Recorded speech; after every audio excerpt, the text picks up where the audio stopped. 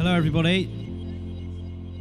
You came back. The end of the day, that's impressive. Thank you.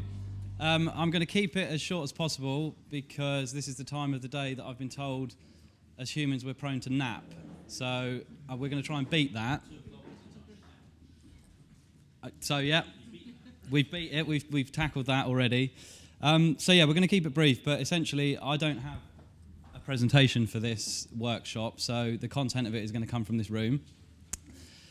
Essentially all I want to do is give you a scenario, and we're going to brainstorm and think about how we can build or help to build a city of the future. So forget everything that Rory said about Aylesbury, because that's the job done. So pretend you didn't listen to that. Essentially what I want to do is focus on environmental risk, and we can brainstorm how we can embed that and manage that as part of the development of cities of the future.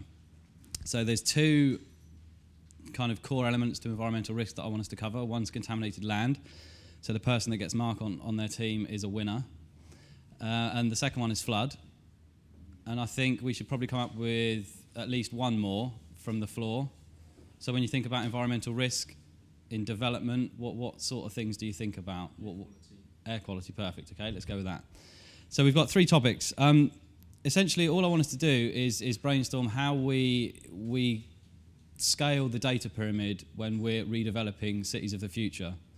We've kind of conquered the surface water issue in development at the moment. We've got sustainable urban drainage schemes. We factor all this into development sites and plans. I think the forgotten child of flood risk is groundwater, and we don't know enough about it, and we don't take account of it enough. Look, hang on. Also, it's tree planting and hedges are critical in water take-off and runoff, which is something that's been stripped out over the last 30 odd years. There is zero runoff on a hillside if there's a hedge. The hedge will suck it all in, and that buffering has been lost. Hence, it all now runs down the hill straight into the valley to cause flooding. So again, tree planting, one of my pet subjects. Tree and shrub planting are crucial for flood control, even in the floodplain, stabilisation and soil and detritus capture, which adds to the soil conditioning. So there's some really major things about planting. Yeah. To do with flood prevention, and they're not. People don't see it. Yeah, I completely agree. Are you then advocating a lower density development to accommodate that? Yeah, because growth is a big assumption. Why growth reduction? Why not quality reduction? Yeah, I think the point is how we can factor in considerations to manage the environmental risk within the growth of cities. Now, whether that's on a dense scale or not is a secondary consideration, I think, because to follow up the groundwater example, we've kind of mastered what flows above the surface to a degree. Obviously, there's the tree issue and everything else that can factor into it. But groundwater in London is on the rise because essentially the brewing industry has slowed down in terms of the amount of water that they suck out of the groundwater underneath our city. And because those breweries are shutting down, that means that the water table is slowly rising because we're not taking as much out. And you've probably seen on the BBC, I think it was, the programme about basements in Kensington and Chelsea and all these very affluent parts of the city. So we're now actually developing under the ground, which then changes the hydrology underneath the ground and changes the water table. One of the risks that I noticed there's 270, I believe, tower blocks to be built in London. Now, London is sinking as we speak, isn't it? It's actually sinking. Now, by adding that amount of weight, are we going to start to increase that sinking, even though you may put 50-metre piles in? Are you going to drag London down? Because London's got a big problem, isn't it, with tidal surges. If we start to suppress London's height vis-a-vis the North Sea, we're in not the North Sea, sorry about the English Channel. We're in serious trouble because then the Thames Barrier doesn't work anymore. So these are major issues. Can I just say something? What we forget is the UK is a dynamic country. We've got isotacine, we've got the South sinking anyway as a result from glaciation. The coastline changes all the time. What we're endeavouring to do with growth and development is to stop it. So effectively, we're trying to stop natural processes a lot of the time. or there are processes which have been put in place that we've actually created. But a lot of it is trying to stop things, The inevitable. the inevitable. Yeah. So, and in fact, there's now a move.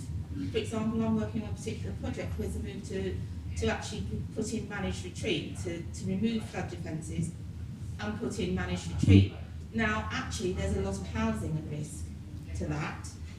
And you've got to weigh up the benefits of losing the housing, what you're going to do about the housing, with the benefits from the flood. But I think what we're bearing in mind here is that we are fighting natural things, and we are probably always going to lose to a certain extent, or if the payoff is never going to be quite what we expect, predictable, or possibly what we want in the long term. Yeah. So Yeah. it's a difficult situation. Yeah, so just to focus on flood for a moment then, and to open out for some questions or thoughts specific to flood. I don't know if anyone saw the Grand Designs episode that was on the Welsh coast, where it was in an area of land that had been designated that they were just going to leave it, and it was managed retreat. Yet somebody still bought a plot and invested hundreds of thousands of pounds building an incredible house, probably about 15 metres from the cliff edge. So you're not going to change the behaviour.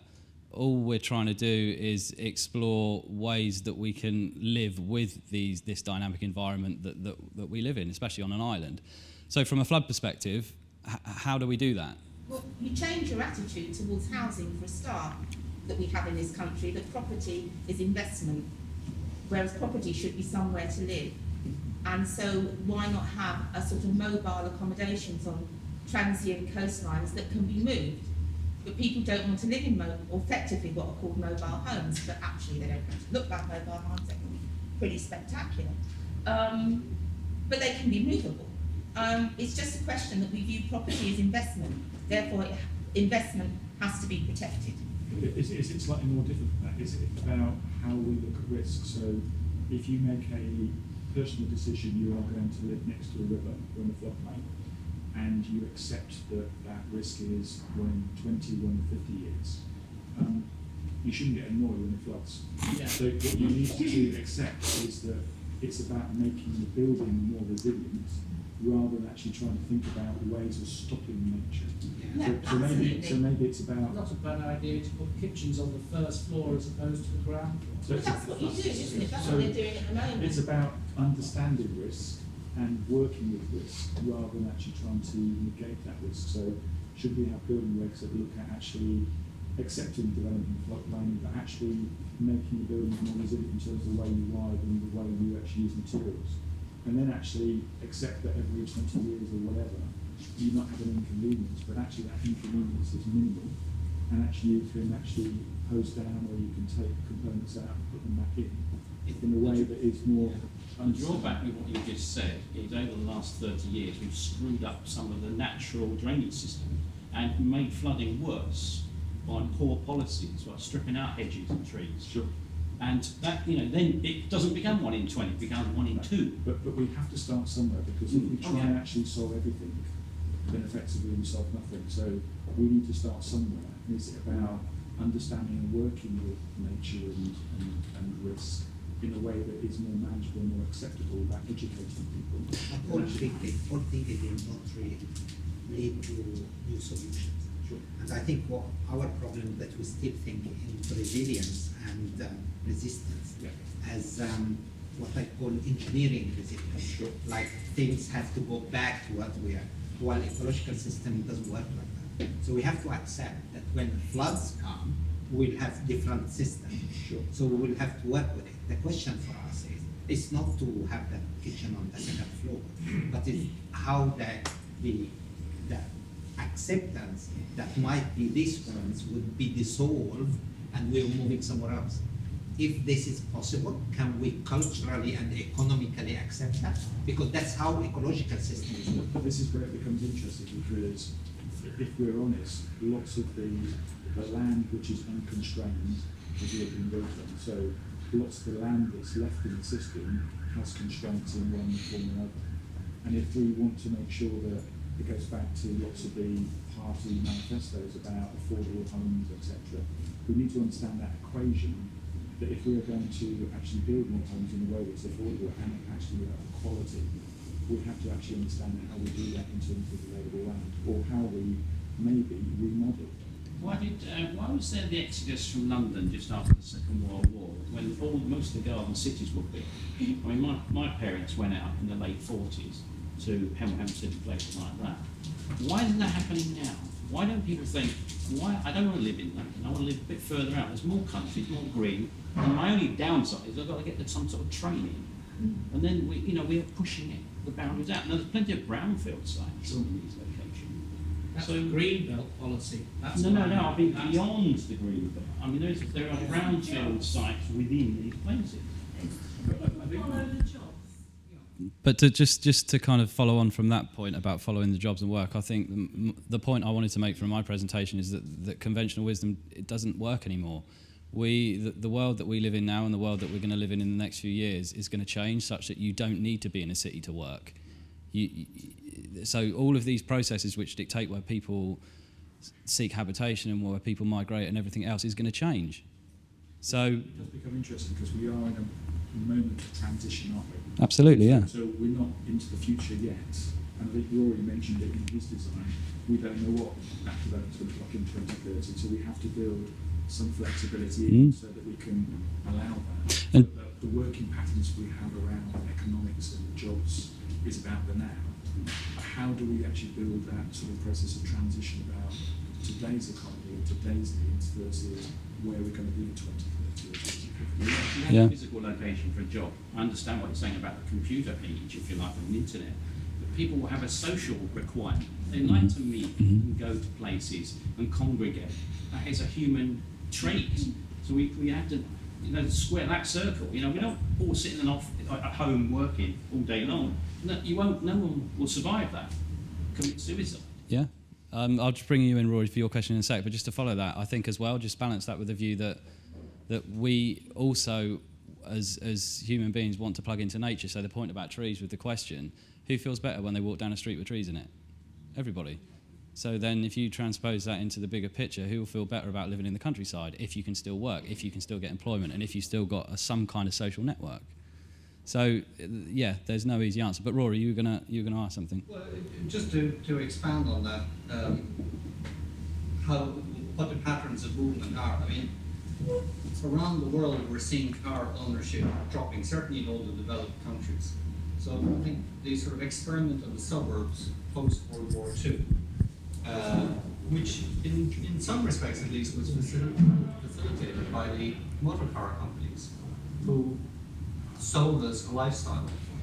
And here we are 50, 60 years later realizing that this is a lifestyle that A, doesn't do us any good, B, uses up more of our time than we can afford, and C, we're not going to be able to afford the oil going forward anyway. So sort of a growth model which is about dispersal, I think really has had its day. And the sort of the movement back to cities is not just about social urges. People want to be next to each other. It's that too, but it's also the fact that people won't be able to afford long distance travel. It just won't be an acceptable thing for us to spend our time or our money doing in the future.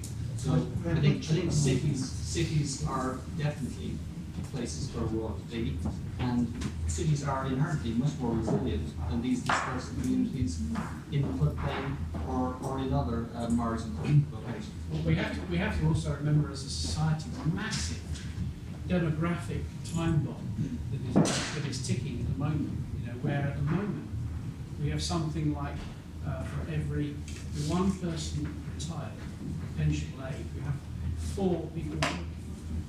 Now, given longer lives, given the advances in healthcare, given the fact also we've had, believe it or not, a fall in birth rate over a long period of time, that statistic is going to change when we get to 2050 to only 2 people working for every 1 person that is retired, even if 75 is the new 65, because we can't afford social care necessarily from what savings we've got. And yes, I agree. I think the norm of this property owning democracy is a thing of the past. I think we're going to increasingly see we're reverting much more to mainland Europe in terms of the rental sector, fewer people.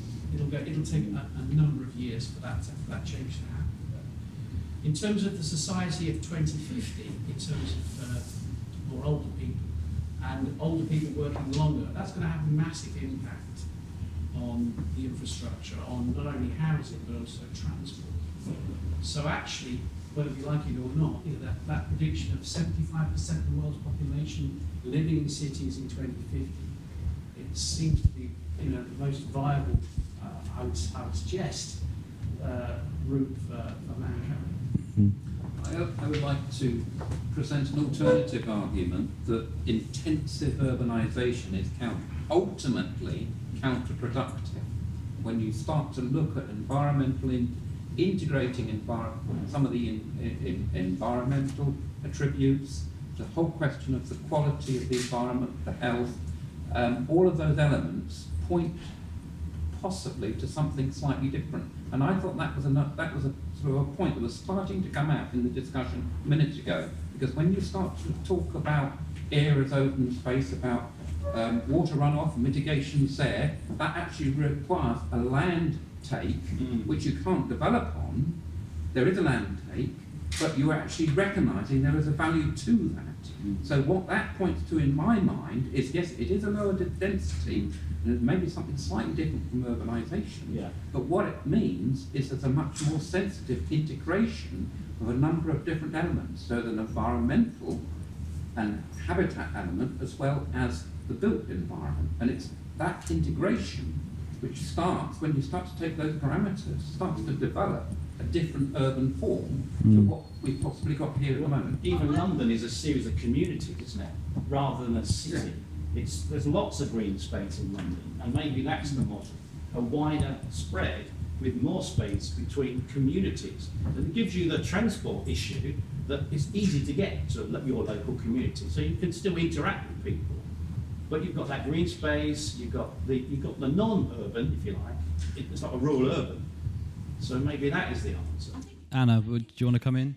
I just wanted to add something else to Rory's point, is that the value of cities is not just from the social interaction perspective, it's actually economics. They exist because, in many theories in sort of economic geography will actually argue that the tendency is for yet further more urbanization, more sort of increase in the differences between the sizes of cities and how the economy is realized is not just an expression of the economy. The economy is actually realized through the cities as the sharing and learning happens between people, and that's how, and in the latest economy trends, that is even more further emphasized. So the idea that you can actually spread this growth and still keep the same, or you can spread the people and get the same economic outcome, is not actually true. Whichever perspective on economics you take, We can separate both where sides of you live economics to will where say you work still by need cabling. the density. No, that is not true, because the value on the benefits of diversity or specialization of the economy actually happen through the interactions of people, through learning and sharing and networking. And in this type of economy, sort of cognitive cultural development and with innovation and everything, you need that more and more. And once you move away from sort of the mass, you need that more, because that's where it generates the value. So you can't run away from this form, because this built form is what actually generates the economy. Yeah, that's how you need to sort of... that introduces a really important point that traditionally economics and the environment don't play well together.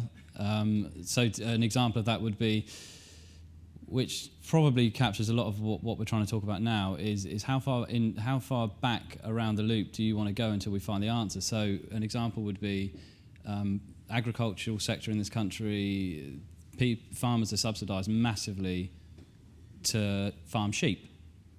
Now, obviously, there's reasons why that's the case, but sheep are one of the reasons why your love of hedges and shrubs and all this kind of stuff. The sheep eat the roots that they were going to sprout from, and that, I mean, George Monbiot wrote a book about it called Feral, and it's, if we want to tackle the problem that there's no hedges and no kind of rainwater attenuation, and we want to re-engineer our countryside, then we need always to go back to economics, because that's kind of where everything starts. And I think one last, go on, Mark. Really the re-engineering, the phrase there, re-engineering of countryside, is a kind of interesting concept around environmental management. Are we really in that zone? Is there no space for natural ground, wilderness, unmanaged land on the principle that if you manage, you have intent, is our intents where we want to be going? Very interesting question. Yeah, so that raises a whole other topic. I don't know if any of you have heard of a concept called wild law. It originated in South Africa with a guy called Cormac McCullen, and he basically has a concept that wilderness should have its own rights exactly as it is, as wilderness, i.e. we don't touch it, we don't interfere, we don't legislate, we don't have anything to do with it. And he's adamant that that should have value and standing in the legal system. So again, it's this concept of... We need a diversity for bee populations which actually propagate the plants. And if you go to monoculture in great big swathes like in the States, it just doesn't work. They die off. Whereas, funny, in London, the bee population is increasing because of people's gardens and different varieties of plants. So bees have got something to eat all day long and all year long. So, you need that. You need that. And maybe permaculture type techniques come in where you're creating tree canopies with other trees underneath and a whole structure that maximise the cooling effect, the groundwater control, plant and food production in a small space. Also, a lot of our landscapes in this country are not natural, even though they actually appear natural because they were landscaped thousands of years ago, and we actually preserve that. So, for example, heaths and things like that. So, what do you term natural? Stand sheep again. Yeah. So yeah, what do you term natural? It's a very good question, and I think it kind of follows the point that we're happy to engineer certain aspects, like with aquaculture, fisheries, and all this kind of stuff. Yet, when you actually try and put this stuff into practice, like respecting wilderness, say for example Scotland, I mean there is wilderness in Scotland that people don't, there's no habitation there, but yet a recent case in the Supreme Court that a wind farm in the Orkneys, I think it was, one of the islands off Scotland, it was objected on the basis that the turbines would impact the life of certain migratory birds. And it went all the way to the Supreme Court and had a massive amount of backing and a massive amount of support.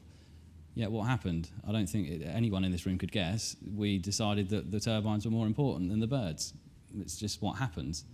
And that's with a huge amount of backing behind it. Yes, sir, you were going to ask a question? Or? Basically, listening to a lot of talk about rural environments and trees and so on. By the way, I support trees because I actually remember the trees and so on actually. I'm an engineer by training. I do a lot of work in London and other cities. And just to perhaps bring a different emphasis to the conversation is how are we going to integrate everything in our cities to drive our cities from a completely different energy source? Because, and the gentleman in front, my colleague, I don't know his name, mentioned about how trees, canopies, well, in America have done a lot of experiments, expensive, large-scale experiments to prove that tree canopies actually reduces a city's energy consumption and reduces crime and so on. The point I'm making is that actually we have, and I think the lady on my left here made the point, things will always change. And I think our issue really is about how adaptable we will be. I've heard a number of people in this discussion say, what's the answer? Actually, there isn't an answer. What we have to recognise is we will constantly be changing and constantly be evolving because we're working against exponential forces of population growth and climate change. Now, there's a book I'm reading at the moment which is now talking much more about the possibility of cities having to face an average temperature increase around the globe of 60 degrees and not the mythical or magical 2 degrees we all think we're going to live with, because that's just not going to happen. So my point here is that I actually think there's no one solution. It's all about adaptability. And the key issue is adaptability towards what? It's the objective in the long term, 2050, 2100, when things are going to be very different to what they are today. And it's how we all collaborate together within the industry, the built environment, economics, government, policy, how we all work together to encourage that collaboration and adaptability and that constant learning and improvement that we need to aim towards, and not trying to find a fixed solution, because there isn't a good one. That's my point. Yeah, adaptability is a key message from that, and something that I've kind of got from this afternoon is that we've walked through really good examples of how we're reacting to the now and how we're developing things that fit our needs now and looking into the future, yet perhaps we're missing the point a little bit that, as you say, all we're doing is reacting to what we think the future should be. I don't think we've got any kind of feedback mechanism in the stuff we're designing at the moment.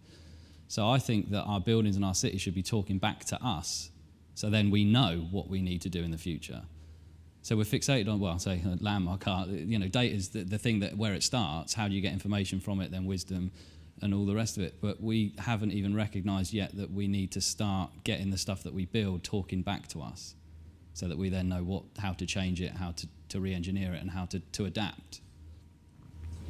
It becomes interesting, doesn't it? Because is it about data or is it about people? So if you looked at a data stream and asked yourself to analyse that data stream, would you get the same answer if you went into a community and said to a group of people, how do you feel about your community? And you could see a very energy efficient community, but actually go and talk to people who live in that community saying, it doesn't work for us because. So we mustn't get fixated too much on data, because it is about, and there are lots of conversations this afternoon about making sure that we understand what people need, and does that community work from a social perspective as well as all the other perspectives, the economic and environmental perspective. So we mustn't lose people.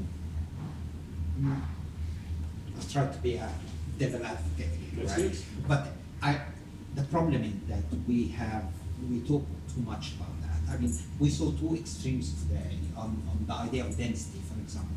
We have been teaching all students all the time that high density is good, we must move in cities, all architecture schools work on that, nobody saying anything else.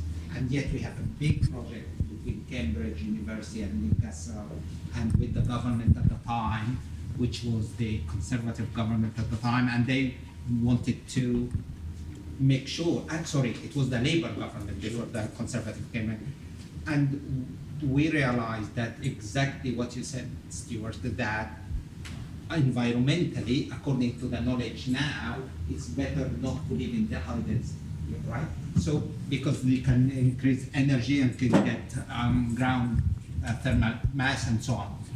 So, we don't know that, similar to that proposal there, we really do not know. And what our problem is that we have not decided what are the principles that we should live on.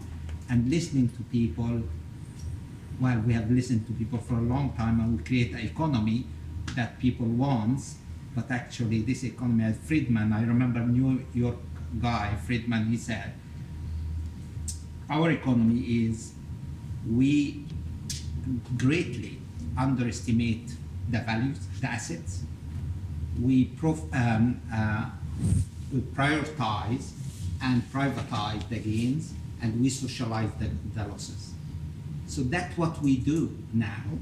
Unless we change that, it will really never work. And I think that the answer is to understand the principle of the natural system we are working on and become our Bible. But we cannot do that for political reasons. So we're waiting for Jacqueline to storm the House of Commons with Ecosystem Services.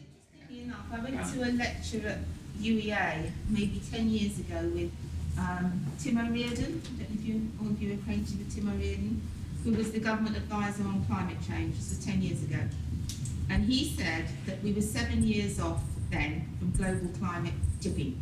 Yeah. Yeah. And he said the only way to solve that was social equity. Worldwide social equity. So we were screwed, really, from that point on. Because the last thing we have, and what we're moving away from, is social equity. It's not going to happen.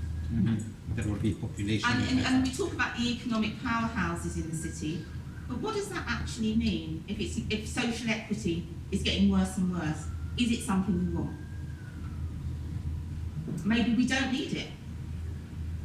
It's just a fundamental question, but you know, if the lack of social equity has brought us to where we are, to economic activity, is it something we actually need or want?